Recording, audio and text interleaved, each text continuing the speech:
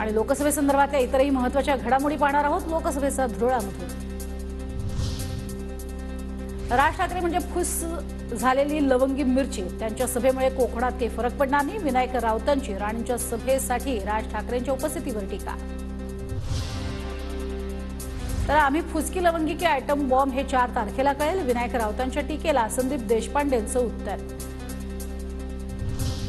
कल्याणमध्ये श्रीकांत शिंदेंच्या कार्य अहवालावरती राज ठाकरेंचा फोटो, पण प्रेस नोटमध्ये मनसे पक्षाचा उल्लेख नाही। कार्य अहवालाचं पोस्टर व्हायरल। राज ठाकरेंच्या सभांसाठी महायुतीच्या अनेक उमेदवारांकडून मागणी। राधाकृष्ण विखे पाटील, सदाशिव लोखंडे, संदीपान भुमरे यांच्याकडून सभेकरता मागणी। नांदगावकरांची माहिती। माझा डिपॉझिट जप्त करणार बोलून जर त्यांना समाधान मिळत असेल तर मिळू दे। 4 जून नंतर त्यांची झोप उडेल। विनायक राऊतांचा नारायण राणेंच्या टीकेला प्रत्युत्तर। अमरावतीमध्ये वंचितच्या जिल्हाध्यक्षाचा मवियाला पाठिंबा। मवियाच्या बळवंत वानखेडेंसोबत राहण्याची घेतली भूमिका। शरद पवार पलटी मारतात हे अजित पवारांना उशिरानं कळलं। सदाभाऊ खोत यांची टीका। 2014ला पवारांचा भाजपला बाहेरनं पाठिंबा। ठाकरेंना सत्तेत न घेतल्याची पवारांची अट होती, खोत यांचा दावा।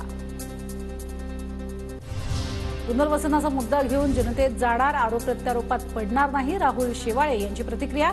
दक्षिण मध्य मुंबईतनं राहुल शेवाळे महायुतीचे उमेदवार।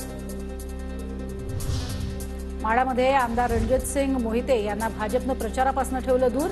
भाजपचा रणजितसिंग मोहितेंवर अघोषित बहिष्कार असल्याची चर्चा।